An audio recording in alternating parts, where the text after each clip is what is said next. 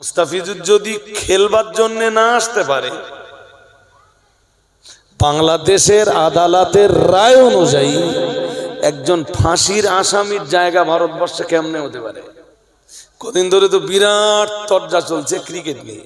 বাংলাদেশের এক bowler Mustafizur KKR তাকে 9 কোটি 20 লক্ষ টাকা কেনে। 9 কোটি 20 লাখ টাকা দাম উঠেছে, মানে শুধু কেকেআর ওর পেছনে ছিল না, আরো অনেকগুলো দল ছিল। শেষমেশ কেকেআর এর ভাগ্যে জুটেছে। কেকেআর এর মালিক আবার কি নাম জানো? এই কারণে শাহরুখ খানকে দেশদ্রোহিতার তকমা দেওয়া হচ্ছে। ক্রিকেট যে বোর্ড, ওরা কেকেআর কে নির্দেশ পাঠিয়েছে মুস্তাফিজুরকে খেলানো যাবে না। বাংলাদেশের মুস্তাফিজুর রহমান যে দেশের প্রোডাক্ট, হাসিনা তো একই দেশের প্রোডাক্ট। মুস্তাফিজুর যদি খেলবার জন্য না আসতে পারে, বাংলাদেশের আদালতের রায় অনুযায়ী একজন ফাঁসির আসামির জায়গা ভারতবর্ষে কেমনে হতে পারে? আমরাও বলছি আমাদের দেশের উচ্চ আসনগুলোতে যারা বসে আছে তারা দেশের জন্য যা সিদ্ধান্ত নেবে আমরা মাথা পেতে মেনে নেব। বাংলাদেশের সাথে সম্পর্ক নেই তো নেই, আমরা মেনে নিলাম। বাংলাদেশের কোন ক্রিকেটার এসে ইন্ডিয়ান আইপিএল এ খেলবে না, মেনে নিল ভারতবাসীরা।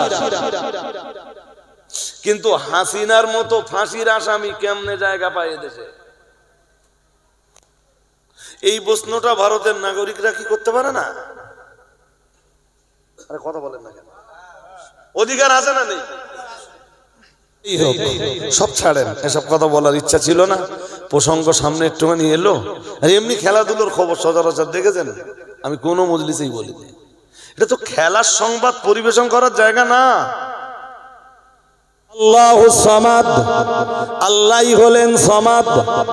সুবহানাল্লাহ বলে ফেলুন। সামাদ মানে কি? কথা বলেন। সমাদের মানে হলো লাম ইয়ালিদ ওয়া লাম ইউলাদ। সমাদের ব্যাখ্যা তাফসীর কারকরা পরে দিবেন, স্বয়ং রব্বুল আলামিন নিজেই তো সমাদের ব্যাখ্যা দিয়েছেন। ও বাবাজিরা ভাইরা, মহান আল্লাহ বললেন সূরা ইখলাসের ভিতরে, বললেন আল্লাহুস সামাদ। আল্লাহ পাক রব্বুল আলামিন বললেন আল্লাহই হলেন সমাদ। ও বাবাজিরা ভাইরা, আমরা জানো বললাম আল্লাহ সমাদের পরিচয় কি? সমাদ বলতে আপনি কি বুঝিয়েছেন? আল্লাহ মহান আল্লাহ বললেন, আল্লাহ পাক রব্বুল আলামিন বললেন লাম ইয়ালিদ ওয়া লাম ইউলাদ। সমাদ তিনি যার কোনো সন্তান নেই, যার বাবা মাও নেই। বলুন সমাদ কে? ওইভাবে বললে হবে না আজকে। সমাদ কে? যার কোনো সন্তান নেই, যার কোনো কন্যাও নেই, পুত্রও নেই। যেমনটা মুশরিকদের দাবি ছিল, যেমনটা ইহুদিদের দাবি ছিল, যেমনটা খ্রিস্টানদের জোরে বলেন দাবি ছিল। আল্লাহ বলতেছেন সমাদ তিনি, যার ছেলেও নাই, মেয়েও নাই, পুত্রও নাই, সনও নাই, ডটারও নাই। ওয়ালাম ইউলাদ, যাকে কেউ জন্ম দেয়নি, যাকে কেউ, তার মানে তার বাবাও নাই, মাও। জোরে বলে না। কোরআন পড়ে দেখবেন। আমার তথ্য দেওয়ার সময় নেই ভাই, তথ্য দিতে গেলে সময় চলে যাবে আরো। আল্লাহ বলতেছেন যে একদম ওই সূরা কাহফের প্রথম দিকে পড়লে আপনারা বুঝতে পারবেন। আমি কখন পড়ি বলেন দিন এখন? সূরা কাহফ। আলহামদুলিল্লাহিল্লাযী আনজালা আলা আবদিহিল কিতাবা ওয়া লাম ইয়াজআল লাহু ইওয়াজা কায়্যিমান লিয়ুনযিরা বাসান শাদীদাম মিন লাদুনহু ওয়া ইউবাশশিরাল মুমিনিনা আল্লাযীনা ইয়া'মালুনাস সালিহাতি আন্না লাহুম আজরান হাসানা মাকিথিনা ফীহি আবাদা ওয়া ইউনযিরাল লাযীনা ক্বালু ইত্তাখাযাল্লাহু ওয়ালাদা মা লাহুম বিহি মিন ইলমিন ওয়ালা লিআবাইহিম মা লাহুম বিহি মিন ইলমিন ওয়ালা লিআবাইহিম কাবুরাত কালিমাতান তাখরুজু মিন আফওয়াহিহিম ইয়াকুলুনা ইল্লা কাযিবা ফালাআল্লাকা বাখিউন নাফসাকা আলা আসারিহিম ইল্লাম ইউমিনু বিহাযাল হাদীসি আসাফা। সূরা কাহফ 15 পারা পড়ে দেখবেন, ও শুরুর দিকে আছে। হ্যাঁ, ওরা যখন বলল, আল্লাহ বলতেছেন আমি কোরআন কেন নাযিল করেছি জানো নবী? জানেন নবী? ওয়ায়ুনদিরাল্লাযীনা ক্বালু ইত্তাখাযাল্লাহু ওয়ালাদা, তাদেরকে ভয় দেখানোর জন্য যারা বলে বেড়ায় আল্লাহর পুত্র সন্তান আছে অথবা আল্লাহর কন্যা সন্তান আছে, আল্লাহর ছেলে আছে, আল্লাহর মেয়ে আছে, এসব কথা যারা বলে বেড়ায়, যারা পৃথিবীতে দাবি করে বসে আল্লাহর অবতার আছে, তাদেরকে ভয় দেখানোর জন্যই আমি আল্লাহ পাক এই কোরআন নাযিল করেছি। আপনার কি একবার মনে হয় না যে আমি যদি এই ঠান্ডার ভয়ে ওযু না করি আমার এই অঙ্গ প্রত্যঙ্গ জাহান্নামের আগুনে জ্বলবে?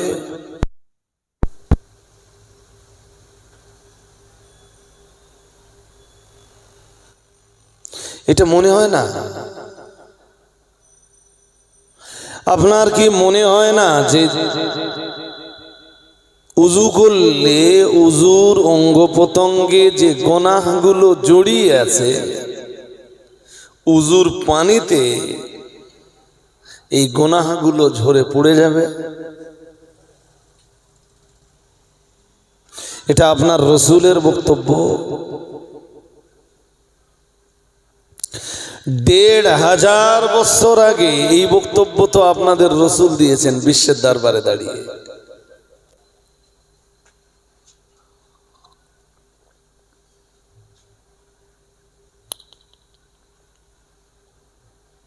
এর ভিতরে কিছু গুনাহ আছে। উযুর সময় আমরা যখন কুলি করি উযুর পানিতে ওই গুনাহগুলো ঝরে পড়ে যায়। আর একটু মন খুলে বলেন, আপনি কেন মুহাব্বতের সাথে উযুটা করবেন না?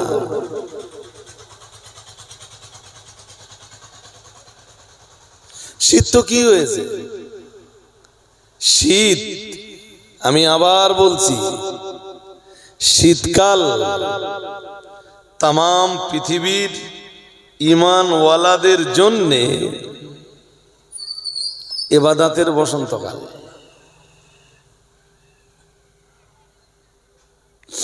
গরমকালে রাত ছোট,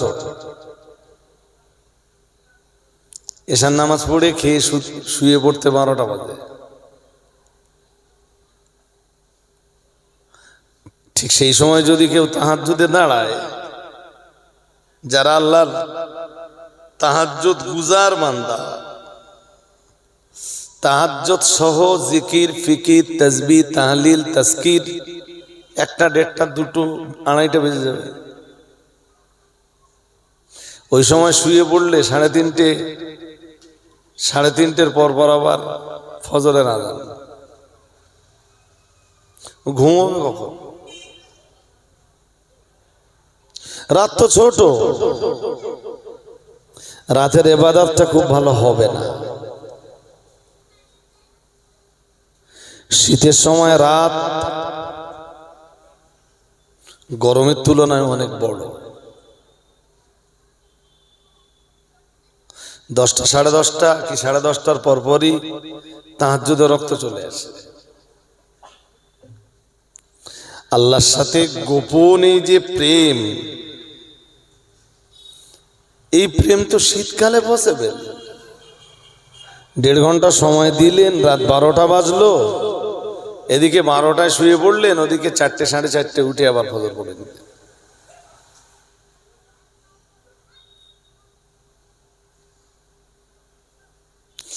রাতের ইবাদত ছাড়া সহজে জান্নাত মিলবে না। রাতের একাগ্র চিত্তে আপনার কিছু ইবাদত থাকতে হবে।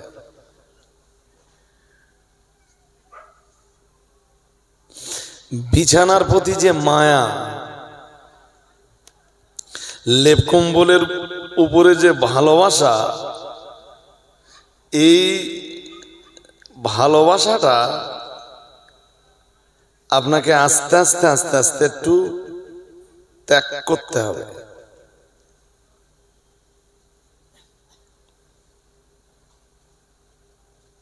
একটু চেষ্টা করুন তার আগে আপনাকে কনফিডেন্ট থাকতে হবে রাত দিনে আপনার প্রতি যে সালাতটা ফরজ এটার ঘাটতি যেন না হয়।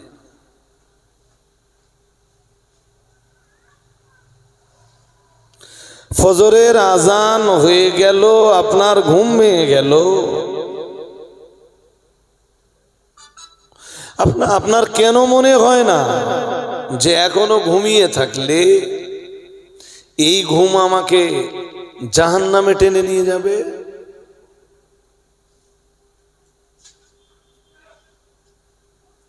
ফজরের আজান হয়েছে, ডু নট ডিলে, আর আপনি দেরি করতে পারেন না, আপনি আর দেরি করেন না, উঠে পড়ুন।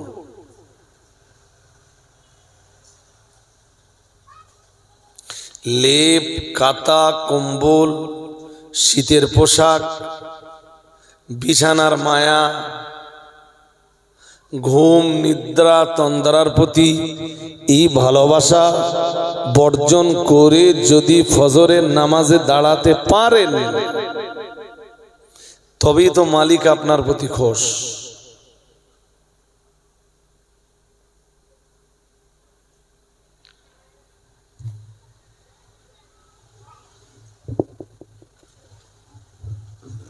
রাসূলুল্লাহ তো বলেছেন, ফজরের 2 রাকাত সুন্নাতের ব্যাপারে বলেছেন। ফজরের নামাজ কয় রাকাত? জোরে বলেন, জোরে বলেন। 4 রাকাত। 2 রাকাত সুন্নাত, 2 রাকাত, জোরে বলেন। কতটা মর্যাদা রাখে জানেন ওই 2 রাকাত সুন্নাত?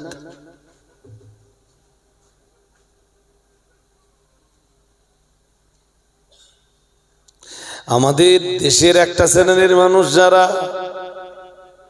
মানুষের আমল কমাতে কমাতে কমাতে কমাতে একদম ধর্মটাকে কেটে ছেটে সংকীর্ণ বানিয়ে ফেলেছে, তাদের কাছে সুন্নাত নামাজের কদর নেই। জোহরে 4 রাকাত পড়লে হবে না, মাগরিবের 3 রাকাত পড়ে দিলে হবে না, এশার নামাজ 4 রাকাত আর বেতের 1 রাকাত তাদের কাছে। তারা কারা আমি খুব পরিষ্কার করে আপনাদের বলছি। যে কোনো আমলের কথা বললেই তারা আমলগুলোকে বলে বেদাত, বলে জয়ীফ হাদিস। একটু মন দিয়ে আমার কথা শুনুন। তারা সেই একটা কথা আছে না, কি বলে যেন, বলে পায়জামা কাটতে কাটতে কাটতে কাটতে হাফ প্যান্ট না, ওর চেয়ে ছোট আর একটা আছে,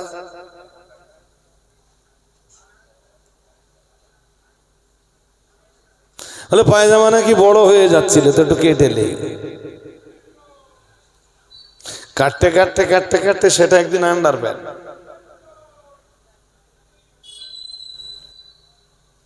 তারাবি নামাজ 20 রাকাত পড়তে হবে না, হলে 8 রাকাত পড়লে হয়ে যাবে।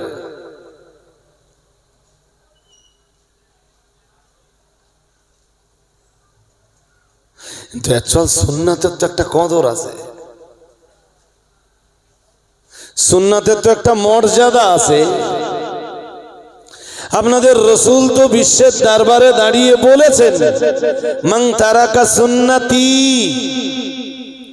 আল্লাহর হাবিব বলেন যে আমার সুন্নাত বর্জন করলো,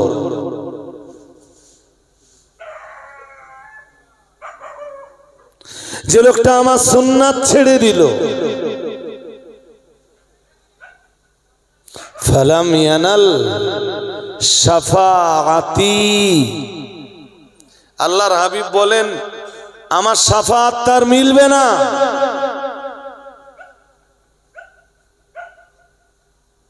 হাসরের মাঠে আমার সুপারিশই তার নসিবে জুটবে না।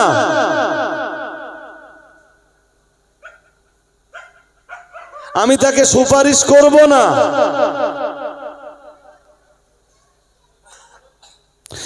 তার জান্নাতে যাওয়ার ব্যাপারে আমি আল্লাহর কাছে কোনো আবেদন করব না যে আমার সুন্নাত ছেড়ে দিল ইচ্ছাকৃত, তার সাথে আমার কি সম্পর্ক থাকতে পারে?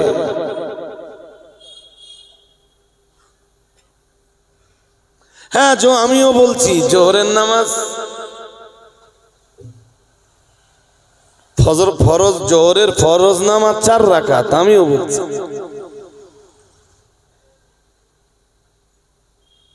কিন্তু রাসূল এক হাদিসে বলেছেন যে লোকটা জোহরের ফরজের আগে 4 রাকাত আর জোহরের ফরজের পরে 2 রাকাত সুন্নাত পড়লো, নবীজি বলেন হারামাল্লাহু আলাইহিন নার,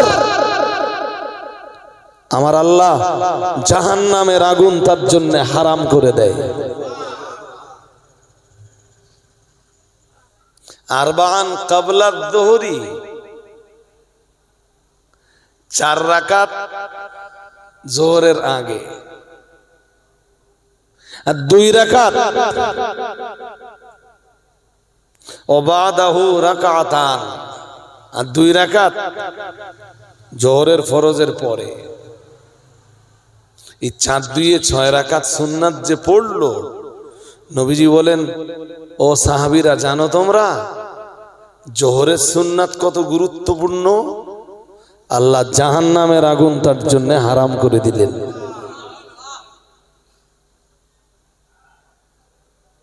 আপনি কেমনে জোহরের সুন্নাত ছাড়তে পারেন?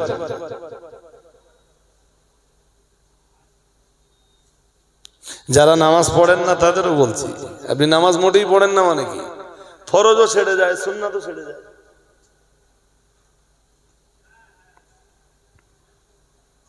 আপনি জীবনে কত সুন্নাত ত্যাগ করছেন, আপনার কি হিসাব আছে?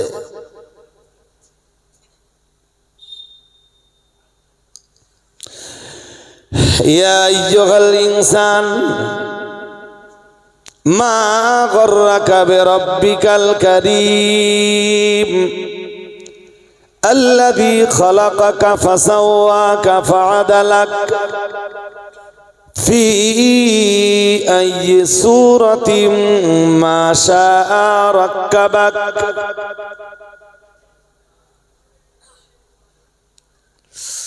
আমি কোথা থেকে পড়ছি আয়াত জিজ্ঞেস করলে আপনাদের বলে দেব। আমি এমন কেউ নই যে আমি ওয়াজ করে যাব অথচ আপনি আমার বক্তব্যের কোনো ভিত্তি পাবেন না, আমার বক্তব্যের রেফারেন্স পাবেন না, এই রকম কেউ নই। আমি বলছি আল্লাহ রাজি থাকলে আমার সব কথার রেফারেন্স পেয়ে যাবে।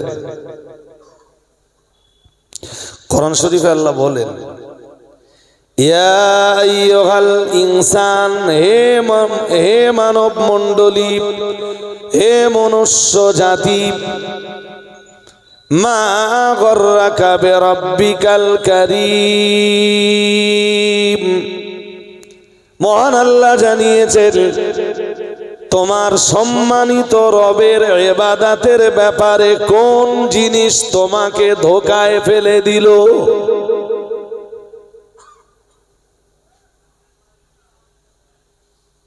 কিসের ধোঁকায় পড়ে তোমার রবের ইবাদত থেকে তুমি দূরে আছো?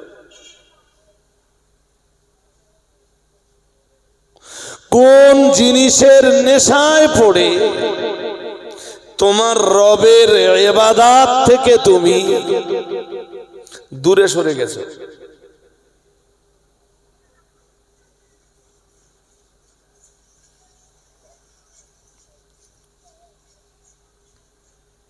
তোমার তো দায়িত্ব ছিল তোমার রবের ইবাদত করা।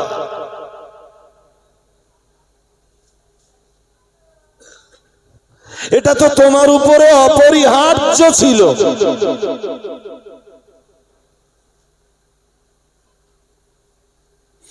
বান্দা তুই তো নিজের প্রতি সুবিচারটা করতে পারলি না। যেই বান্দার ইবাদত নেই, নিজের প্রতি সেই বান্দার সুবিচার নেই। লোকের উপরে ওসব সুবিচার পড়ে, প্রথম দরকার নিজের প্রতি সুবিচার।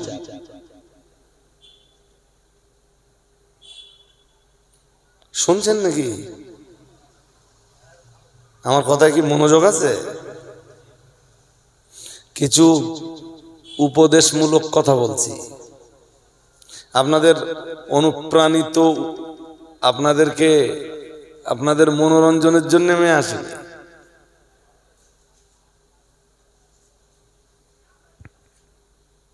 কোরআনের 14 পারা সূরা নাহলের 90 নম্বর আয়াত।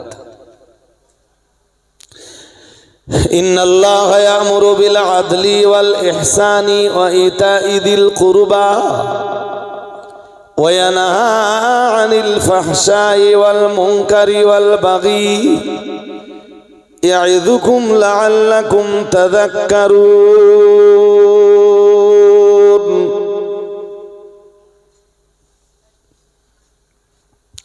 কোরআনুল কারীমের 14 পারা সূরা নাহলের 90 নম্বর আয়াতের শেষ অংশে মহান আল্লাহ জানিয়েছেন, ইয়া'ইদুকুম লা'আল্লাকুম তাযাক্কারুন। মহান আল্লাহ জানিয়েছেন, হে বান্দারা, হে দুনিয়ার মানুষেরা, আমি আল্লাহ তোমাদের জন্য ওয়াজ করছি। সুবহানাল্লাহ। আর একটু মন খুলে বলেন, খুতবার ভিতরেও জুমার সানি খুতবায় এই আয়াতটা শুনবেন আপনারা, কালকে আবার পড়া হবে। শেষের দিকে যে পড়া হয় না, ইয়া'ইযুকুম লা'আল্লাকুম তাযাক্কারুন। মহান আল্লাহ জানিয়েছেন, কেন জানো বান্দা আমি তোমাদের জন্য ওয়াজ করছি। আমরা বললাম কেন? মহান আল্লাহ বললেন, লাআল্লাকুম তাযাক্কারুন, যাতে তোমরা উপদেশ গ্রহণ করো। সুবহানাল্লাহ। আর একটু মন খুলে বলেন, যাতে তোমরা কি গ্রহণ করো? বলেন। আর ওয়াজ মানে উপদেশ। উপদেশটা আমি দিচ্ছি কেন জানো? যাতে আমার এই উপদেশটা, আমার এই নসিহতটা, আমার এই ওয়াজ তোমরা কাজে লাগাও। আমরা যেন বললাম, আল্লাহ কোন কোন বিষয়ের উপদেশ আপনি দিচ্ছেন?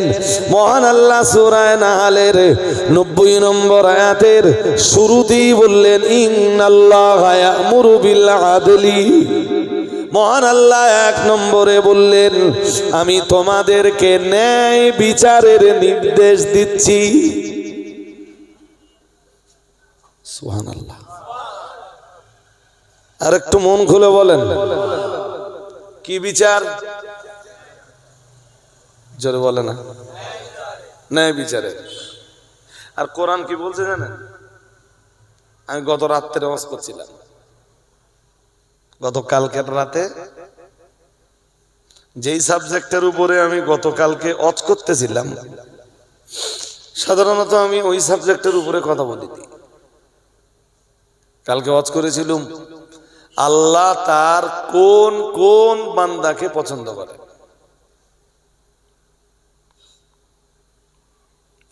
এখন আমি যে কথাটা বলবো কালকে আমি এই পর্যন্ত পৌঁছাতে পারিনি। কোরআন শরীফের অনেকগুলো আয়াতের শেষ অংশে মহান আল্লাহ জানিয়েছেন, ইন্নাল্লাহা ইউহিব্বুল মুকসিতিন। মহান আল্লাহ জানিয়েছেন, আল্লাহ পাক তার ন্যায় পরায়ণ বান্দাদেরকে বড়ই পছন্দ করেন। আল্লাহ পাক তার ওই বান্দা বান্দীদেরকে পছন্দ করেন যারা ন্যায় পরায়ণ, যারা ইনসাফ পরায়ণ, সুবিচার যারা প্রতিষ্ঠা করে, ন্যায় বিচার যারা কায়েম করে, আমার আল্লাহ তাদেরকেই বড় পছন্দ করেন। আর একটু মন খুলে বলেন, বলুন কাদের পছন্দ করেন?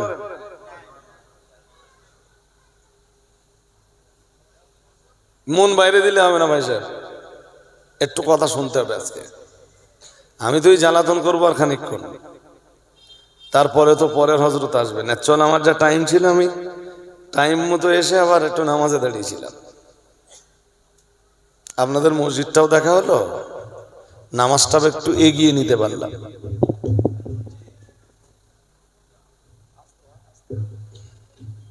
রাতটাও জুমা রাত, খুব গুরুত্বপূর্ণ রাত বলো আজকে। ঈমানওয়ালাদের আরো বেশি ইবাদতের রাত। যখন জুমা রাত এসে যাবে, ঈমানওয়ালাদের, আল্লাহ ওয়ালা যারা, আল্লাহ ভীরু যারা, তাদের ইবাদতের পরিমাণ আরো বেড়ে যাবে। সারা সপ্তাহ ইবাদত যা করে করে, যেই দেখবে জুমা রাত এসে গেছে, ভাববে সামনের জুমা আমি নাও পেতে পারি। গ্যারান্টিও তো কিছু নেই।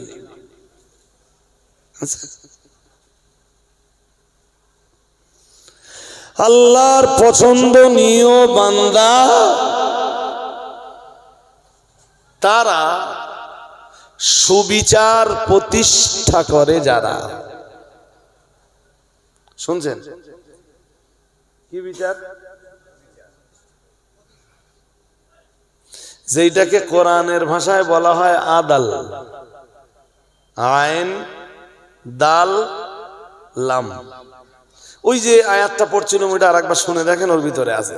আরেকবার পড়ি, ইন্নাল্লাহা ইয়ামুরু বিল আদলি ওয়াল ইহসানি ওয়া ইতাই যিল কুরবা ওয়া ইয়ানহা আনিল ফাহশাই ওয়াল মুনকারি ওয়াল বাগি ইয়াইযুকুম লাআল্লাকুম তাযাক্কারুন।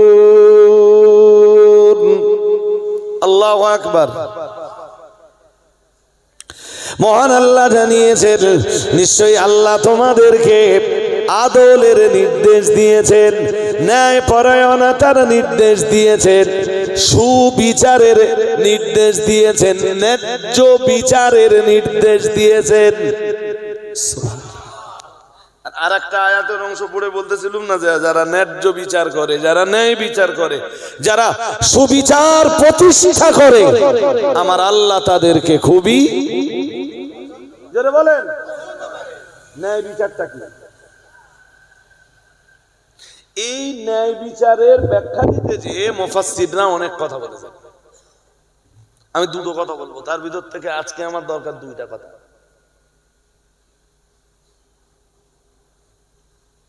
দুদল লোক ঝগড়া করেছে, পূব পাড়া আর পশ্চিম পাড়ার লোক ঝগড়া করেছে। আপনি বিচারপতি, আপনাকে ওখানে যেয়ে ন্যায় বিচার তো করতেই হবে। দুই ভাই বাবার রেখে যাওয়া জমি জায়গা নিয়ে ঝগড়া করেছে, ওখানে আপনাকে ন্যায় বিচার, জোরে বলেন। হ্যাঁ, তো টাকা পয়সা খেয়ে যে মাল দিদি পাইতেছে বিচার তার দিকে, এরা মাঝে না নেই। আপনার কাছ থেকেও কিছু খেয়ে নেবে, বলো বলো দেখতেছি। মাল আপনি কম দিয়েছেন, রায় আপনার দিকে যাবে না। আপনার ডেকে কি বলবে জানেন? বলবে তুই গরিব মানুষ, কোর্টে গেলে তুই চালাতে পারবি না। তো শোন, একটা কাজ কর, তোর ওই জমির দাম 12 লাখ টাকা, তো 4 লাখ টাকা দিচ্ছি, উঠে যা। আমি ছেড়ে দিলি বলো তুই মোটে পাবি না। কেসটা যদি আমি ছেড়ে দেই, আর জানিস তো আদালতের কে, জানিস তো এই মামলা ঝুলতে ঝুলতে তুই কবরে যাবি, তা মামলা শেষ হবে না। ও চিন্তা ভাবনা করলে কথাটা একেবারে মন্দ না।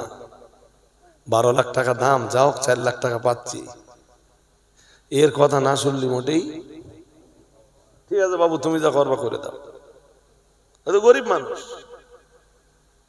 সেই 12 লাখ টাকা 3 কাঠা জমি 4 লাখ টাকা দিয়ে উঠে আসে।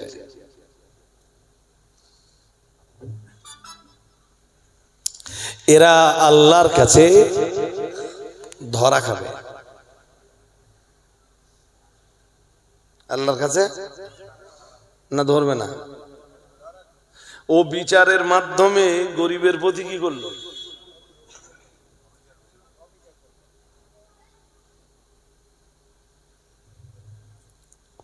আল্লাহ ওরে ছাড়বেন না, কিয়ামতের দিন ছড়বেন না আল্লাহ ওরে। তবে আমি যে 2টা ন্যায় বিচারের কথা বলবো, আমি যে 2টা সুবিচারের কথা বলবো, সেই 2টার ভিতরে এখন যেটা বললাম এটা নেই। 2 ভাই ঝগড়া করে আপনার কাছে বিচার চেয়েছে, সুবিচার আপনাকে করতেই হবে। 2 দল ঝগড়া করে আপনাকে বিচারপতি হিসাবে নির্ধারণ করেছে, সুবিচার আপনাকে সেটা বলুন। এ তো কোরআন শরীফে আছে।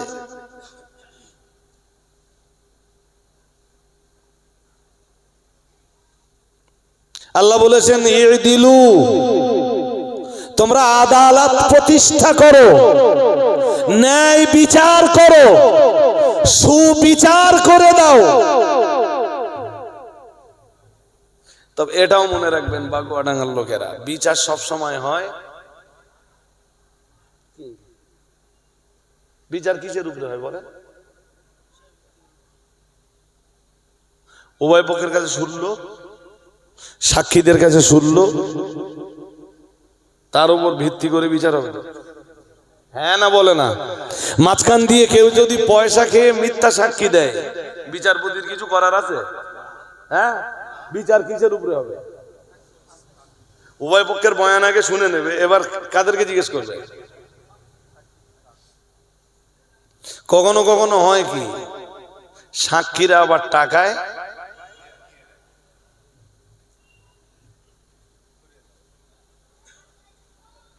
আরে কত সাক্ষী আদালতে যাওয়ার পথে মেরে দেয়,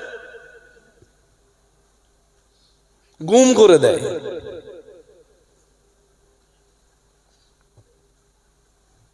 আপনিও চাইলে আমার বিরুদ্ধে মিথ্যা সাক্ষী দিয়ে আমাকে জেলে ভরে দিতে পারেন,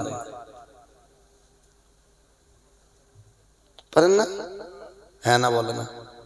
বাংলাদেশের সাইদি সাহেবের কি করলে? মিথ্যা কেস সাজালো, সাক্ষীগুলো মানালো সব কিসে?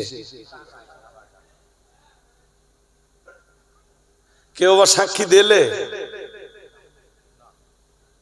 বলছি কেউ বা সাক্ষী দিলে, আর যাদেরকে দেখলো এরা ঠিকঠাক সাক্ষী দেবে না, তাদের অনেককে পুরো গুম করে দেবে।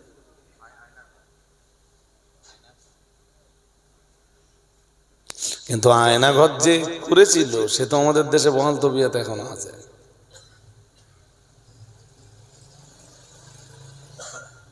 কি বলেন?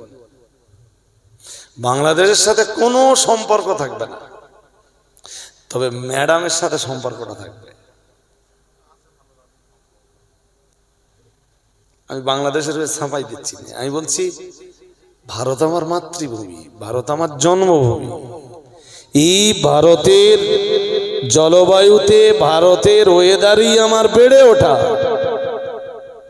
আমি তো চাইবো এই ভারতেই আমার মৌত হোক, এই ভারতের মাটিতেই আমার কবর হোক। কখনোই আমি বাংলাদেশেরও সাফাই গাবো না, পাকিস্তানেরও না। হুব্বুল ওয়াতানি মিনাল ঈমান, দেশপ্রেম ঈমানের একটা অংশ। দেশপ্রেম বলেন বলেন। হ্যাঁ, মুসলমানরা দেশদ্রোহী হতে পারে না, কোন মুমিন দেশদ্রোহিতা নিজের ভিতরে জায়গা দিতে পারে না, কখনোই পারে না।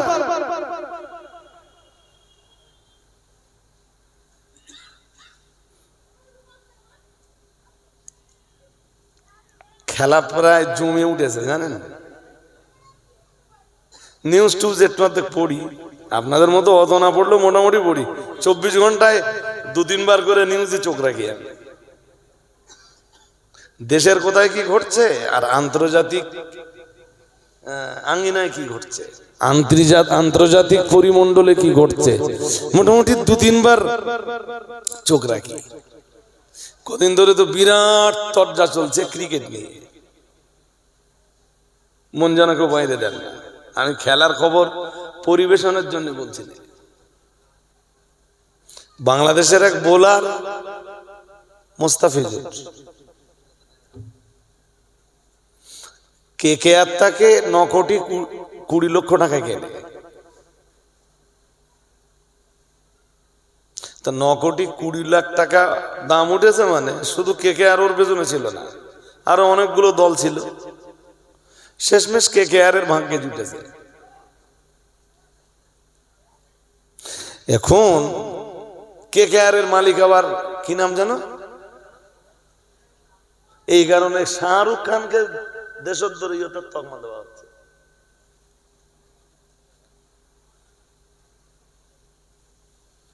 ইন্ডিয়ান ক্রিকেট যে বোর্ড, ওরা কেকেআর কে নির্দেশ পাঠিয়েছে মোস্তাফিজুরকে খেলানো যাবে না। বাংলাদেশের মোস্তাফিজুর রহমান যে দেশের প্রোডাক্ট, হাসিনা তো একই দেশের প্রোডাক্ট। মোস্তাফিজুর যদি খেলবার জন্য না আসতে পারে, বাংলাদেশের আদালতের রায় অনুযায়ী একজন ফাঁসির আসামির জায়গা ভারতবর্ষে কেমনে হতে পারে?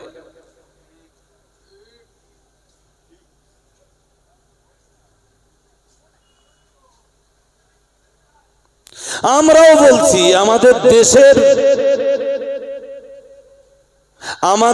দেশের উচ্চ আসনগুলোতে যারা বসে আছে তারা দেশের জন্য যা সিদ্ধান্ত নেবে আমরা মাথা পেতে মেনে নেব। বাংলাদেশের সাথে সম্পর্ক নেই তো নেই, আমরা মেনে নিলাম। বাংলাদেশের কোন ক্রিকেটার এসে ইন্ডিয়ান IPL এ খেলবে না, মেনে নিল ভারতবাসীরা। কিন্তু হাসিনার মতো ফাঁসির আসামি কেমনে জায়গা পায় দেশে? এই প্রশ্নটা ভারতের নাগরিকরা কি করতে পারে না? আরে কথা বলেন না কেন? অধিকার আছে না নেই?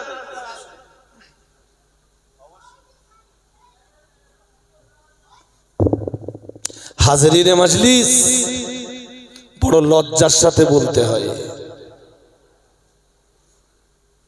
যাই হোক, সব ছাড়েন, এসব কথা বলার ইচ্ছা ছিল না। প্রসঙ্গ সামনে একটুখানি এলো। আর এমনি খেলাধুলোর খবর সচরাচর দেখেছেন, আমি কোনো মজলিসেই বলিনি। এটা তো খেলার সংবাদ পরিবেশন করার জায়গা না। কি বলছিলাম? ন্যায় বিচার। আয়াতটা আর একবার পড়ে নেই, নইলে ঠিক ভালো মজবে না। ইন্নাল্লাহা ইয়ামুরু বিল আদলি ওয়াল ইহসানি ওয়া ইতাই দিল কুরবা ওয়া ইয়ানহা আনিল ফাহশাই ওয়াল মুনকারি ওয়াল বাগি ইয়াইযুকুম লাআল্লাকুম তাযাক্কারুন। মহান আল্লাহ জানিয়েছেন, ইন্নাল্লাহা ইয়ামুরু বিল আদলি, নিশ্চয়ই আমার আল্লাহ ন্যায় বিচারের নির্দেশ দিয়েছেন। নিশ্চয়ই আমার আল্লাহ সুবিচারের নির্দেশ দিয়েছেন। বলেছিলাম ন্যায় বিচারের, সুবিচারের 2টা ব্যাখ্যা আমি দিব। আদলের ছোট ছোট করে 2টা ব্যাখ্যা দিব। ও মুসলমান বাবাজিরা, মুফাসসিরিনে হযরতরা ন্যায় বিচারের প্রথম যে ব্যাখ্যাটা দিয়েছেন সেই ব্যাখ্যাটা হলো লা ইলাহা ইল্লাল্লাহ। সবাই বলেন, ন্যায় বিচারের প্রথম ব্যাখ্যা কি? কথা বলেন। আমি কলেমাকে এমনি পড়েছি নাকি? সবাই একটু ভালো করে পড়েন। পড়া ভালো হচ্ছে না, লা আর একটু টানতে হবে নি, আরো লা আরো টেনে পড়েন। লা ইলাহা ইল্লাল্লাহ। মাঝে মাঝে এই কলেমা তো পড়বেন, ঈমান নবায়ন হবে। ঈমান, এই কলেমার ওজন জানেন? আমলের দুবার করে ওজন হবে প্রত্যেক ব্যক্তি। প্রথমবারে একদিকে দিবেন আল্লাহ বান্দার তামাম জীবনের গুনাহ, আর একদিকে দিবেন শুধু ঈমান, শুধু কালেমা। ঈমান কি? কথা বলে না। ঈমান কি? ঈমান আসবে তো কলেমার ভিতর দিয়ে। আরে হ্যাঁ না বলবেন তো? ঈমান কিসের ভিতর দিয়ে আসবে? লা ইলাহা ইল্লাল্লাহ মুহাম্মাদুর রাসূলুল্লাহ।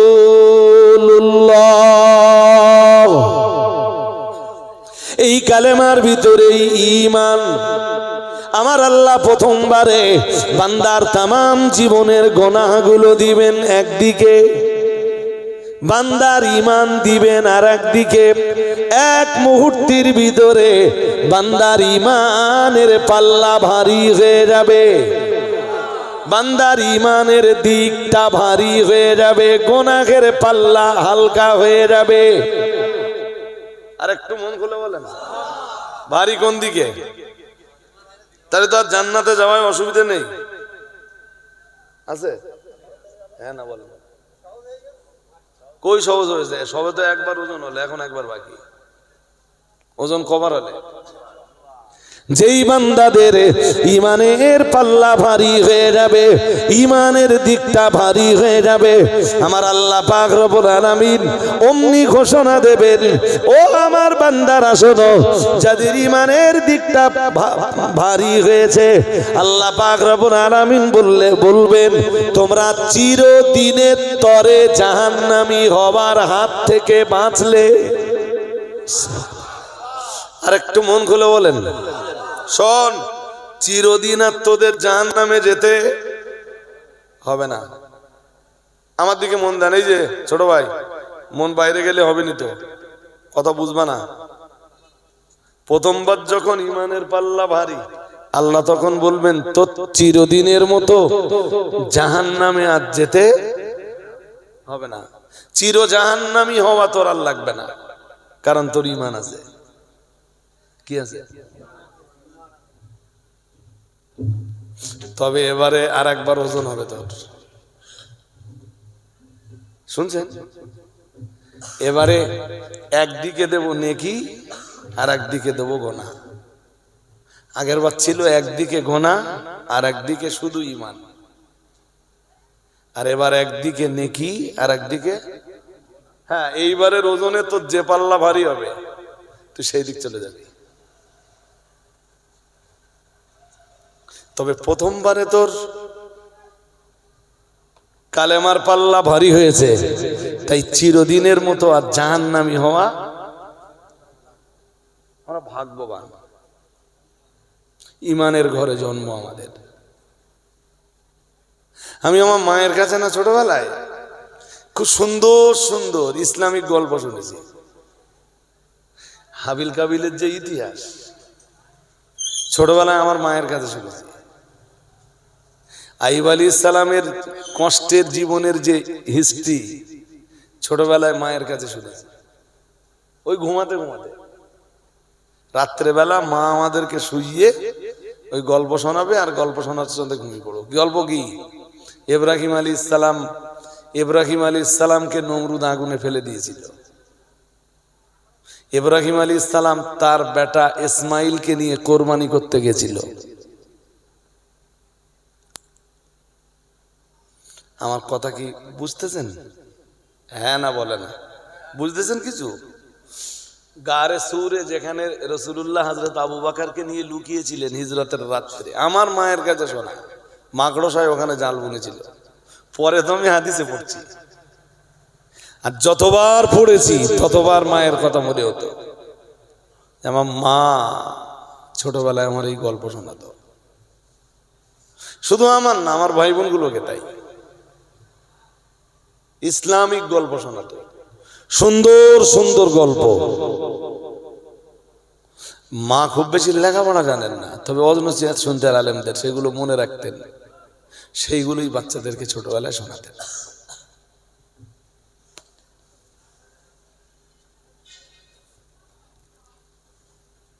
কালেমার পাল্লা ভারী, চিরদিন তোরে জাহান্নামে যেতে হবে নি। তবে এবারে দেখবো তোর নেকি ভারী হয় না গোনা ভারী হয়। যদি নেকি ভারী হয় জান্নাতে চলে যাবি, জান্নাত থেকে বার হওয়া লাগবে না। যদি গোনাহার পাল্লা ভারী হয় জাহান্নামে যাবি, তবে তোর পাপের পরিমাণ মতো, পাপের, অবিশ্বাসীদের মতো, বহুত্ববাদীদের মতো, মুশরিকদের মতো চিরদিন তোকে জাহান্নামে থাকতে বলুন হবে না। তোর পাপের পরিমাণ অনুযায়ী তুই জাহান্নামে থাকবি। এই জন্য তো কলেমার দাম। মন বাইরে দিলে হবে না ভাই সাহেব। বলেছিলাম ন্যায় বিচারের দুটো ব্যাখ্যা দেব। ন্যায় বিচারের প্রথম ব্যাখ্যা লা ইলাহা ইল্লাল্লাহ। সবাই পড়েন, সবাই ভালো করে পড়েন, আর একটু ভালো করে পড়েন।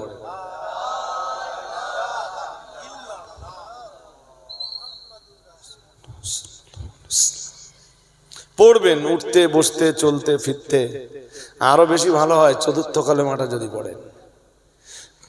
পৃথিবীতে এমন কোন নবী আসেননি যে নবীতে চতুর্থ কালেমা পড়েন।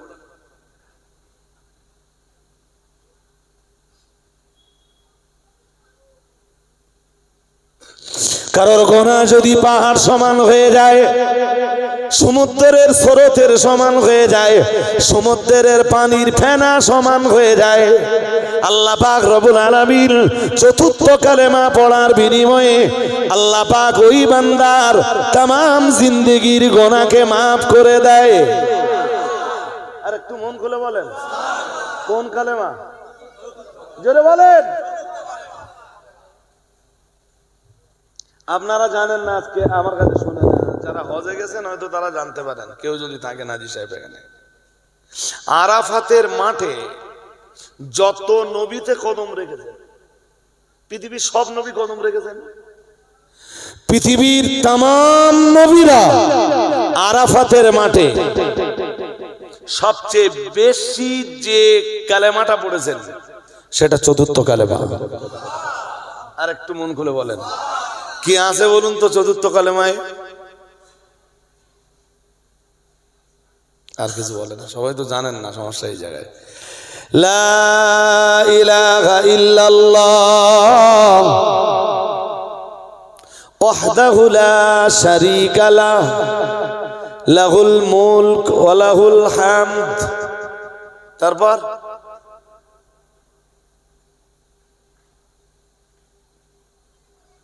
ওই বলতেছিলাম পৃথিবীর সব নবীতে পড়েছেন।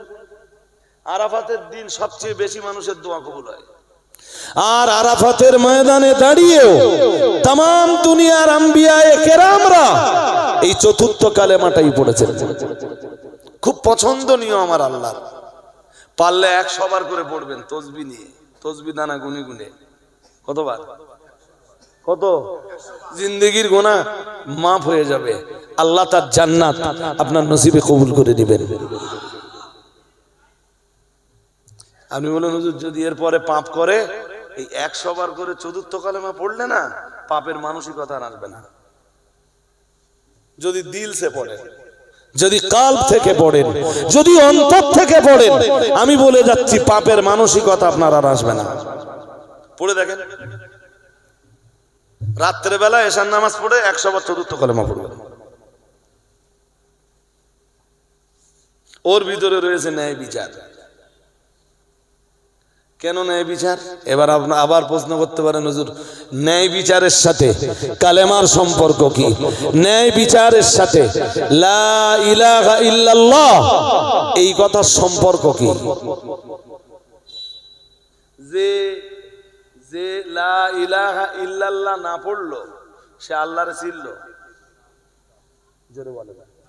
আল্লাহরে চিনলো, দুনিয়ায় তুমি টাকা চিনলে, পয়সা চিনলে, জমি জায়গা চিনলে, ঘর বাড়ি চিনলে, ব্যবসা বাণিজ্য চিনলে, আপনজন চিনলে, প্রিয়জন চিনলে, বন্ধু বান্ধব চিনলে, আত্মীয় স্বজন চিনলে, জমি জায়গা চিনলে, ঘর বাড়ি চিনলে, বিষয় আশায় সময় সম্পদ সবকিছু চিনলে, শুধু তুমি আল্লাহকে চিনলে না। একজন মুমিনের জীবনের সবচাইতে বড় সৌভাগ্য সে তার আল্লাহকে চিনতে পেরেছে, তাই সাক্ষ্য দিয়েছে লা ইলাহা ইল্লাল্লাহ। সবাই পড়েন, এটা মুমিনের জীবনের সবচাইতে বড় সাআদাত। তাফসীরের ভাষায় সাআদাত, সবচাইতে বড় সাআদাত মুমিন আল্লাহকে চিনতে পারে। মুমিন আল্লাহকে আর চিনতে পেরেই বলেছে হুয়াল্লাহু আহাদ আল্লাহুস সামাদ লাম ইয়ালিদ। পড়েন, সবাই পড়েন দেখি। হ্যাঁ, এইটা ন্যায় বিচারের উপরে সবচেয়ে দুরন্ত সূরা। তাওহীদের উপর, আল্লাহর একত্ববাদের উপর, আল্লাহর মারিফাতের উপর, আল্লাহর জামালের উপর সবচাইতে সুন্দর সূরা সূরা ইখলাস। আর একটু মন খুলে বলো, সূরা ইখলাসের মর্যাদা আপনারা বোঝেননি, আমি খানিকটা বুঝেছি। আমি খানিকটা, কিছুটা, কতকটা, পুরোপুরি না। রাসূলুল্লাহ মক্কার মাটিতে দাঁড়িয়ে যখন মানুষ দিগকে আল্লাহর দিকে ডাকতে শুরু করেছেন, খুব মন দিয়ে শুনতে হবে, মুশরিকরা বহুত্ববাদের ইবাদত করত কিন্তু আল্লাহকেও ডাকত। শুনছেন কথা? মক্কার মুশরিকরা বহুত্ববাদের ইবাদত করত কিন্তু আল্লাহকেও। আমার দেশের মুশরিক ভাইরা তারা বহুত্ববাদের ইবাদত করে, আল্লাহকে ডাকে না, সুতরাং সেই মুশরিক আর এই মুশরিক এক। বোঝেননি কথা? সেই মুশরিক বটেই তো। আমি তার অনেক আদিল্লা পেশ করতে পারবো যে সেই মুশরিক আর এই মুশরিক এক নয়, আলাদা। ওই যে সূরা তাওবার 5 নম্বর আয়াতটা নিয়ে বিজেপির এক বিধায়ক বলেছে না যে কোরআন শরীফে আছে, হে মুসলমানরা তোমরা মুশরিকদের যেখানে পাও। আপনি যদি আমারে জিজ্ঞেস করেন হুজুর সূরা তাওবার 5 নম্বর আয়াতে কি এটা আছে, আমি বলছি আছে। কিন্তু 5 নম্বর আয়াত বুঝতে গেলে সূরা তাওবার 1, 2, 3, 4, 6 বোঝেননি? সবাই কি বুঝতেছেন? সূরা তাওবার 5 নম্বর আয়াতে আছে মুশরিকদের যেখানে পাও সেখানে মারো, বেশ আছে। কিন্তু এই আয়াতটা বুঝবার জন্য এটা তো প্রসঙ্গ ছাড়া উঠতি। সূরা তাওবার 1 থেকে 4 পর্যন্ত কোন মুশরিকদের মারতে বলেছেন আল্লাহ তাদের প্রসঙ্গ উল্লেখ আছে। সেই প্রসঙ্গ উল্লেখ না করে শুধু 5 নম্বর আয়াত তুলে যদি বলা হয় মুশরিকদের যেখানে পাও সেখানে মারো, তাহলে মানুষ তো বিভ্রান্ত হবে। 2, বিজেপির যেই বিধায়ক এই কথা বলেছে সে তো কোরআনের কিছু বোঝে না, সে বোঝে কীর্তন। কি বোঝে? কথা বলে না, কি বোঝে? কীর্তন। হ্যাঁ হ্যাঁ, তো যে কীর্তন বোঝে সে কোরআন কেমনে বুঝবে? তার কাজ তো কীর্তন করা। কোরআন বুঝতে গেলে কোরআনের স্কলার হওয়া লাগবে, কোরআন বুঝতে গেলে মুফাসসির হওয়া লাগবে, কোরআন বুঝতে গেলে কোরআনুল কারীমের বিশেষজ্ঞ হওয়া লাগবে। নইলে কোরআন তো কখনো বোঝা যাবে না। এন ভাই আমি প্রসঙ্গ হারিয়ে ফেলবো এসব বলতে গেলে। বিশ্বাস করুন, আমি যদি এই কথা এখন আপনাদের বোঝাতে যাই যে ওই আয়াতে কি আছে তাহলে আমি প্রসঙ্গ হারিয়ে ফেলবো। শুধু একটা কথাই আমি এত কথা বলে ফেলেছি যে সেই মুশরিক আর এই মুশরিক দুটো এক নয়। প্রিয় নবী মুহাম্মদুর রাসূলুল্লাহ সাল্লাল্লাহু আলাইহি ওয়াসাল্লাম তিনি যখন কালেমার প্রচার করছিলেন, লা ইলাহা ইল্লাল্লাহ, মক্কার মুশরিকরা বলল আমরাও তো আল্লাহকে আল্লাহ বলে ডাকি, মুহাম্মদ আবার হযরত মুহাম্মদ সাল্লাল্লাহু আলাইহি ওয়াসাল্লাম তিনি মানুষ দিগকে যে আল্লাহর দিকে ডাকেন সে আল্লাহর পরিচয় কি? আল্লাহকে তো প্রশ্নটা বুঝতে হবে ভাই সাহেব, নইলে আপনাদের বোঝাতে পারবো না। মক্কার মুশরিকরা প্রশ্ন করলো আমরাও তো আল্লাহরে ডাকি, তাহলে মুহাম্মদ সাল্লাল্লাহু আলাইহি ওয়াসাল্লাম আবার কার দিকে মানুষকে ডাকতেছেন? এটা মুশরিকদের প্রশ্ন, শুনছেন? আল্লাহকে ওরা ডাকতো এই যে লাত, উজ্জা, হুবল ইত্যাদির পূজা ওরা করত। ওদের দেবদেবীর নাম কি ছিল? কথা বলে না না, সেই মুশরিকদের সাথে এই মুশরিকদের পার্থক্য বুঝে নেন। ওরা পুজো করতো কার? কথা বলে না, লাত, উজ্জা, হুবল, আর একটার নাম কি?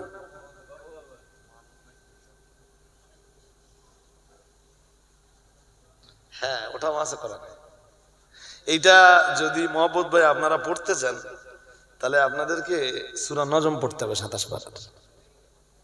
সূরা নজমের প্রথম রুকুতে এই ওদের কিছু তৎকালীন মুশরিকদের কিছু দেবদেবীর আলোচনা আছে, আর সূরা নূহতে কিছু দেবদেবীর আলোচনা আছে। সেই সব কথা বলতে গেলে তো অনেক সময় যাবে। ওরা লাত, উজ্জা, হুবলের ইবাদত করতো, এরপরে আল্লাহকে ডাকতো। আল্লাহকে ডাকতো আর কি বলতো জানেন? ওরা বলতো আল মালাইকাতু বানাতুল্লাহ, ফেরেশতারা আল্লাহর মেয়ে। নাউজুবিল্লাহ বলেন আর একটু জোর করে। ওদেরকে যখন জিজ্ঞেস করা হতো তোমরা আল্লাহকে ডাক দাও, তাহলে আবার এই সব দেবদেবীর পূজার্চনা করো কেন? ওরা তখন বলতো এরাই আমাদেরকে আল্লাহর কাছে পৌঁছে দেয়।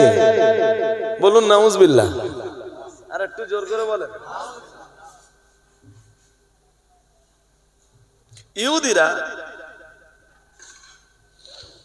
ইহুদি গোষ্ঠীতে তো আল্লাহ বহু নবী পাঠিয়েছেন, হ্যাঁ না বলেন? তাহলে ওরা ডাকে কার? বলছি ওরা ইবাদত করে কার? আল্লাহর। সমস্যা কি?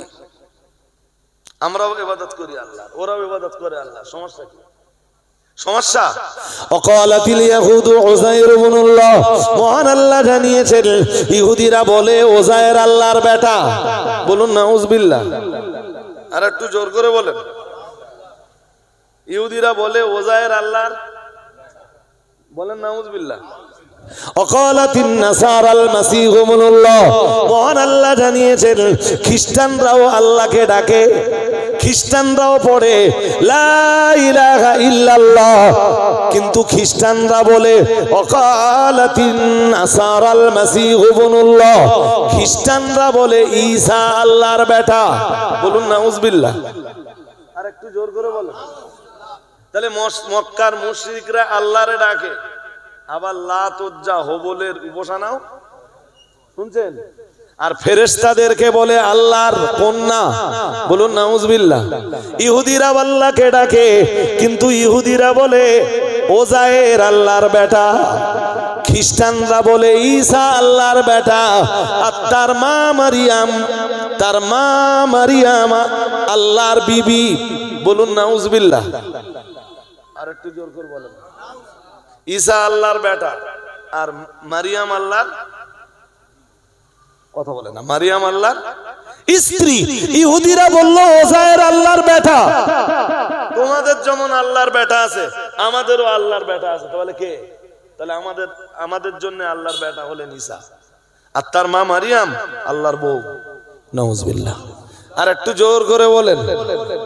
ব্যাস ব্যাস, ইহুদিরা প্রশ্ন পাঠালো মুহাম্মদ সাল্লাল্লাহু আলাইহি ওয়াসাল্লাম যে আল্লাহর দিকে ডাকেন সে আল্লাহর পরিচয় কি? খ্রিস্টানরা প্রশ্ন পাঠালো মুহাম্মদ সাল্লাল্লাহু আলাইহি ওয়াসাল্লাম যে আল্লাহর দিকে মানুষকে ডাকতেছেন সে আল্লাহর পরিচয় কি?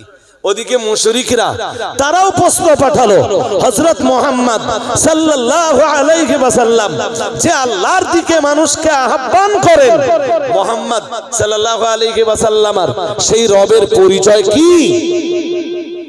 আল্লাহ এই এতগুলো প্রশ্নের জবাব একসাথে দিলেন, কুল হুয়াল্লাহু আহাদ।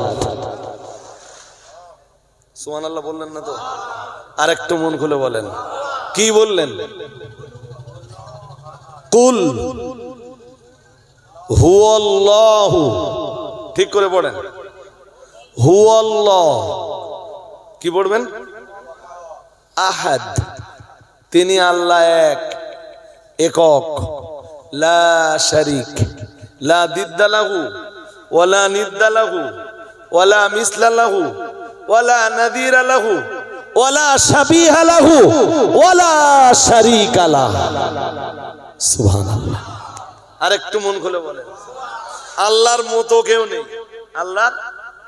আল্লাহর কোনো দৃষ্টান্ত নেই, আল্লাহর কোনো এক্সাম্পল নেই, আল্লাহর কোনো উদাহরণ নেই, আল্লাহর কোনো পার্টনার নেই, আল্লাহর কোনো প্রতিদ্বন্দ্বী নেই। আল্লাহ এমন এক যার দুই নেই। সুবহানাল্লাহ বলো। আরেকটু মন খুলে বলেন, যে আল্লাহরে না চিনল সে দুর্ভাগ্যবান। সে কি? জোরে বলেন। সে নিজের প্রতি সুবিচার করতে পারলো না। যে লা ইলাহা ইল্লাল্লাহ এই কথা না বলতে পারলো, সে নিজের প্রতি সুবিচার করতে পারলো না, অন্যের প্রতি সুবিচার। এ তো বহু বহু বহু যোজনা দূরের কথা। তুই বান্দা নিজের প্রতি সুবিচার করতে পারলি না, তুই আল্লাহরে চিনতে পারলি না, তোর খালিককে চিনতে পারলি না, তোর মালিককে চিনতে পারলি না, তোর রাজ্জাককে চিনতে পারলি না, তোর জীবন দানকারীকে চিনতে পারলি না, তোর মৃত্যু দানকারীকে চিনতে পারলি না, তোর রোগ হলে সুস্থতা দানকারীকে তুই চিনতে পারলি না, তুই রহমানকে চিনতে পারলি না, তুই রহিমকে চিনতে পারলি রে, তুই আল্লাহর একত্ববাদের সাক্ষ্য দিতে পারলি রে। আল্লাহর আকাশের নিচে জমিনের উপরে তোর চাইতে জালিম আর তোর চাইতে বড় অবিচারক আর কে হতে পারে? বান্দা তোরে যিনি শুনবার জন্য কান দিলেন, কানে কি আছে? তাফসীরকারকরা লিখেছেন কানে হাড় আছে। কি আছে? জোর করে বলে না। হ্যাঁ, ওই হাড়ের মধ্য দিয়ে আল্লাহ তোমাকে শোনাচ্ছেন। সুবহানাল্লাহ বাড়ি যেয়ে বলো। চোখে কি আছে? আমি সূরা ফাতিহার তাফসীর পড়তে পড়তে পড়েছি। চোখে কি আছে? চর্বি। কি আছে? কথা বলে না। ওই চর্বি দিয়ে তোমারে আল্লাহ দেখার সুযোগ দিয়েছেন। আর একটু মন খুলে বলেন, জিভে কি আছে? গোশতের দলা। কি আছে এতে? গোশত। এই গোশতের দলা দিয়ে আল্লাহ তোমায় কথা বলাচ্ছেন। আর রহমান আল্লামাল কোরআন খালাকাল ইনসান আল্লামাহুল বায়ান। রহমান তিনি যিনি কোরআন শিখিয়েছেন, মানব সৃষ্টি করেছেন, আর আল্লামাহুল বায়ান মানুষকে কথা বলার শক্তি জুগিয়েছেন। আর একটু মন খুলে, বান্দা তোরে যিনি বানালেন, তোরে কানে শুনবার শক্তি দিলেন, চোখে দেখবার শক্তি দিলেন, ব্রেনে চিন্তা করার শক্তি দান করলেন, এরপরে জিভে কথা বলার শক্তি দিলেন, জিভে স্বাদ নেওয়ার শক্তি দিলেন, পায়ে চলবার ক্ষমতা দিলেন, হাতে কাজ করবার ক্ষমতা দিলেন। তুই সেই আল্লাহর একত্ববাদকে বুঝতে পারলি না, সেই আল্লাহর উলুহিয়্যাতকে তুই বুঝতে পারলি না, সেই আল্লাহর রুবুবিয়্যাতকে তুই বুঝতে শিখলি না, সেই আল্লাহর উজুদকে তুই বুঝতে শিখলি না। তোর চাইতে বড় অবিচারক আর কে হতে পারে? লা ইলাহা ইল্লাল্লাহ, এটা এই কারণে নাই বিচার। তুই বান্দা যে আল্লাহর জমিনে বসবাস করিস, যে আল্লাহর আকাশের নিচে বসবাস করিস, যে আল্লাহ সৃষ্টি করা সূর্যের আলো তুই উপভোগ করিস, তুই সেই আল্লাহকে চিনতে পারলি না, সেই আল্লাহর একত্ববাদের গবাহি সাক্ষ্য তুই দিতে পারলি না। চাইতে বড় অবিবেচক পৃথিবীতে আর কে হতে পারে?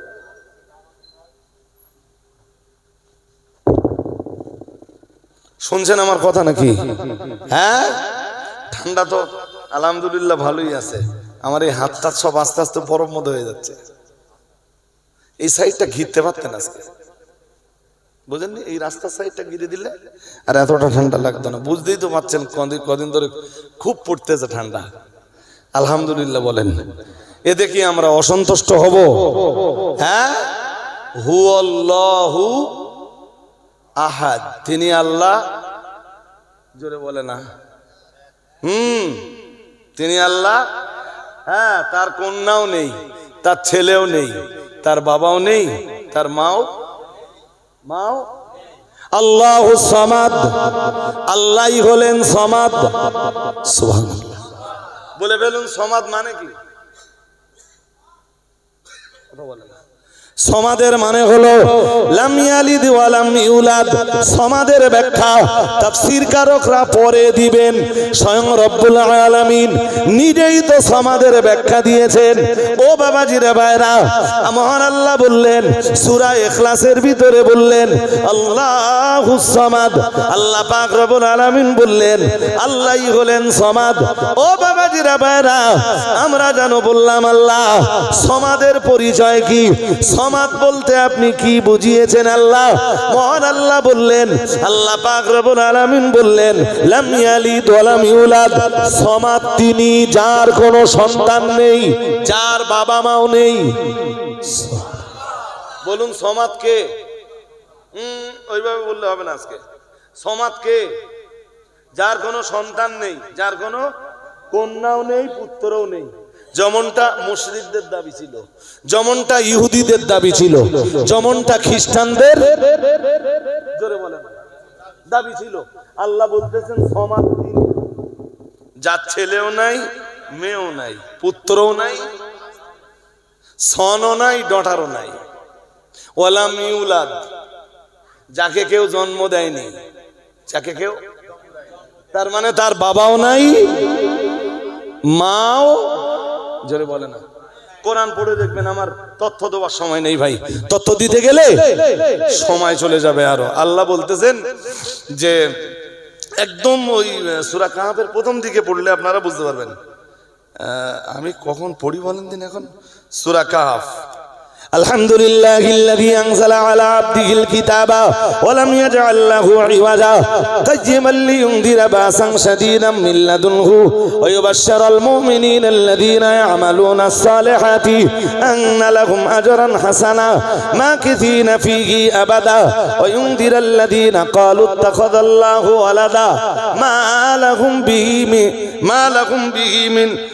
লাহুম বিহি মিন ইলমিন ওয়ালা লিআবাইহিম মা লাহুম বিহি মিন ইলমিন ওয়ালা লিআবাইহিম কাবুরাত কালিমাতান তাখরুজু মিন আফওয়াহিহিম ইয়াকুলুনা ইল্লা কাযিবা ফালাআল্লাকা বাখিউন নাফসাকা আলা আসারিহিম ইল্লাম ইউমিনু বিহাযাল হাদীসি আসাফা। সূরা কাহফ 15 পারা পড়ে দেখবেন, ও শুরুর দিকে আছে। হ্যাঁ, ওরা যখন বলল, আল্লাহ বলতেছেন আমি কোরআন কেন নাযিল করেছি জানো নবী? জানেন নবী? ওয়া ইউনদিরাল্লাযীনা ক্বালু ইত্তাখাযাল্লাহু ওয়ালাদা, তাদেরকে ভয় দেখানোর জন্য যারা বলে বেড়ায় আল্লাহর পুত্র সন্তান আছে অথবা আল্লাহর কন্যা সন্তান আছে, আল্লাহর ছেলে আছে, আল্লাহর মেয়ে আছে, এসব কথা যারা বলে বেড়ায়, যারা পৃথিবীতে দাবি করে বসে আল্লাহর অবতার আছে, তাদেরকে ভয় দেখানোর জন্যই আমি আল্লাহ পাক এই কোরআন নাযিল করেছি। আরেকটু মন খুলে বলো, পরের আয়াতে আল্লাহ বলতেছেন মা লাহুম বিহি মিন ইলমি ওয়ালা লিআবাইহিম, এই ব্যাপারে তাদের কোনো জ্ঞান নেই, তাদের বাপ-দাদাদেরও কোনো জ্ঞান তাদেরও নেই, তাদের বাপ-দাদারও ছিল না। মা লাহুম বিহি মিন ইলমি ওয়ালা লিআবাইহিম। আল্লাহ এরপরে বলছেন কাবুরাত কালিমাতান তাখরুজু মিন আফওয়াহিহিম। আল্লাহ বলেন তাদের মুখ দিয়ে খুব বড় বড় কথা বের হচ্ছে, তাদের মুখ দিয়ে। হ্যাঁ, তারা দাবি করে ফেলেছে আল্লাহর কন্যা আছে, আল্লাহর পুত্র আছে। আল্লাহ বলতেছেন এসব কথা আল্লাহর উপরে খুব বড় বড় কথা। ইয়াকুলুনা ইল্লা কাযিবা। আল্লাহ বলতেছেন তারা, আমার দিকে মন দেন, আমার দিকে মন দেন, আমি কোরআনের আয়াত বলছি। আল্লাহ বলতেছেন যদিও হয়তো ব্যাখ্যা লম্বা করছি না বা সময়ও নাই, কিন্তু শুধু এতটুকু আপনাদেরকে বোঝানোর তো চেষ্টা করছি আপ্রাণ, বাকি আল্লাহর ইচ্ছা। আল্লাহ বলতেছেন তাদের মুখ দিয়ে ওই যে বড় বড় কথাগুলো বার হয়, আল্লাহর কন্যা আছে, পুত্র আছে, বেটা আছে, বেটি আছে, আল্লাহর বিবি আছে, এই জাতীয় কথাবার্তা যারা বলে বেড়ায়, আল্লাহ বলতেছেন ইয়াকুলুনা ইল্লা কাযিবা, তারা যা বলে সেটা মিথ্যা কথা, তারা যা বলে। এই জন্য মুসলমানরা কি বলে, বলে ফেলে, মুসলমানরা কি বলে?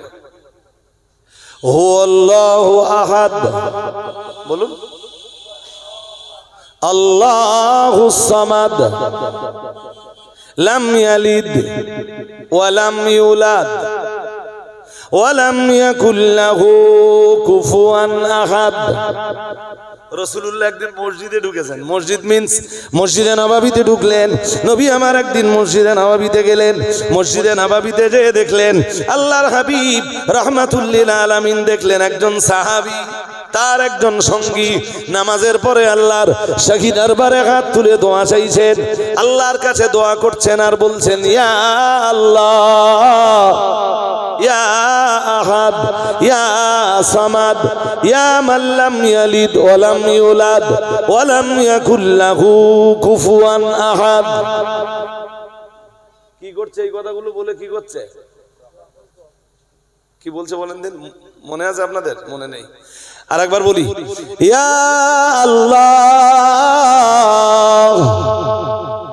একটু পড়লে ভালো হতো না? আপনারাও পারবেন না বোধহয়। ইয়া আল্লাহ ইয়া আহাদ ইয়া সামাদ, সবগুলো দেখেন সূরা ইখলাসে আছে। ইয়া আল্লাহ ইয়া আহাদ ইয়া সামাদ ইয়া মান লাম ইয়ালিদ ওয়া লাম ইউলাদ ওয়া লাম ইয়াকুল লাহু কুফুয়ান আহাদ। দোয়া যেই না শেষ হলো, সাহাবীর প্যারা নবী মুহাম্মদুর রাসূলুল্লাহ সাল্লাল্লাহু আলাইহি ওয়াসাল্লাম ওই সাহাবীকে ডাক দিয়ে বললেন, ও সাহাবী, আজ তুমি তুমি এমন ভাবে আল্লাহর কাছে দোয়া করেছো, এমন শব্দ দিয়ে দিয়ে আল্লাহকে ডাক দিয়েছো, আল্লাহ তোমার আহ্বান কবুল করে নিয়ে কদ গফারাল্লাহু লাক কদ গফারাল্লাহু লাক কদ গফারাল্লাহু লাক, আমার আল্লাহ তোমার तमाम জিন্দেগীর গুনাহগুলোকে maaf করে দিয়েছেন।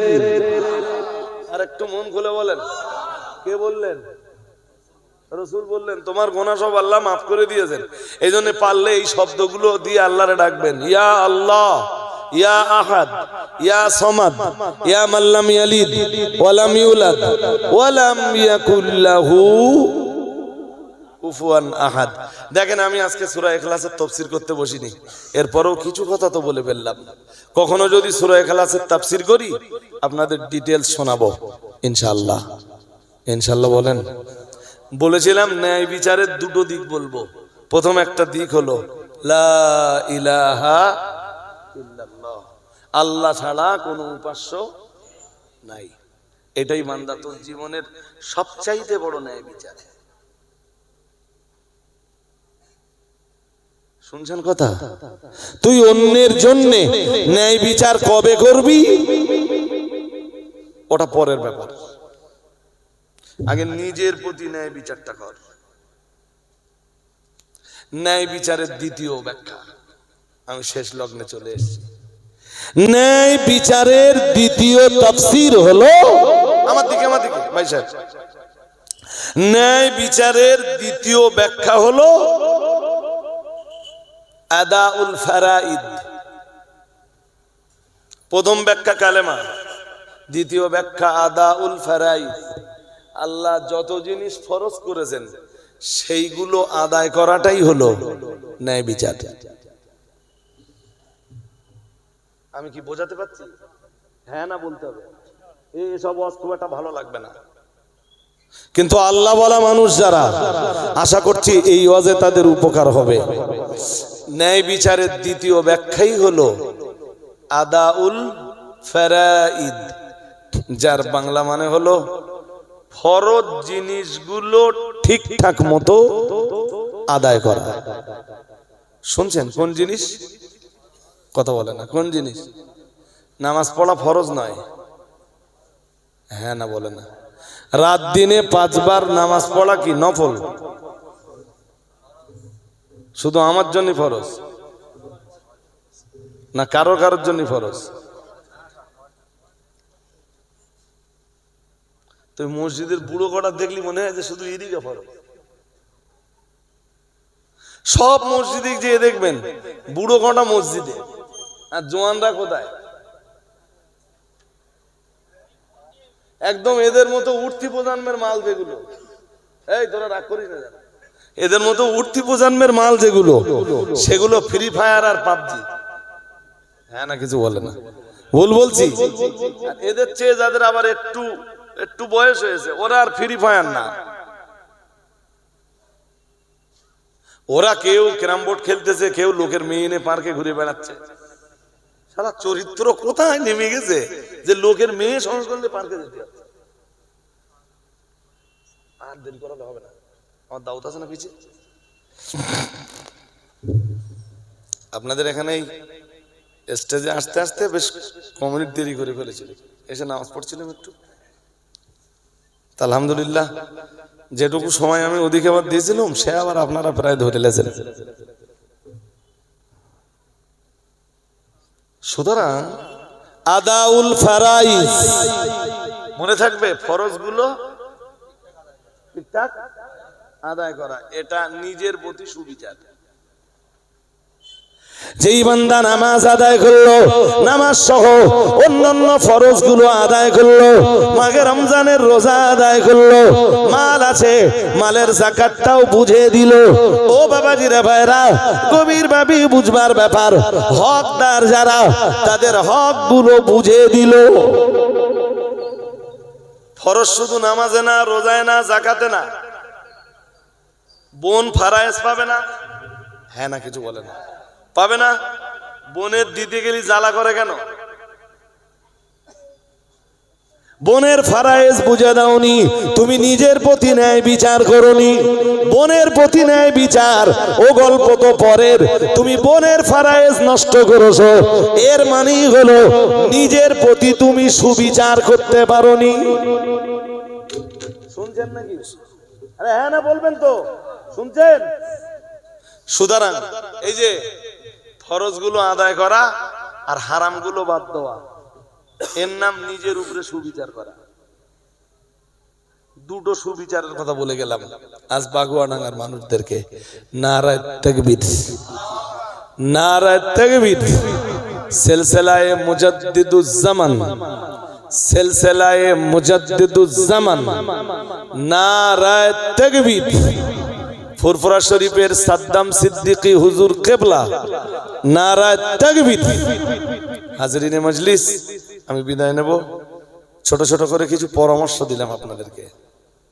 যদি মনে হয় সত্যি আমি নিজের প্রতি ন্যায় বিচার করতে পারিনি, তাহলে কালেমাটা সংশোধন করে নেন।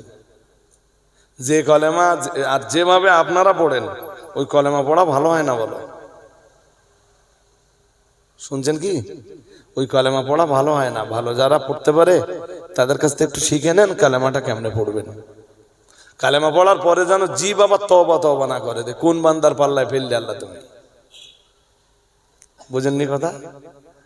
আর এরপরে যে আল্লাহর যে ফরজ বিধানগুলো আছে, অপরিহার্য যে বিধানগুলো আছে, এই অপরিহার্য বিধানগুলো নিজের জীবনে একটু বাস্তবায়ন করুন।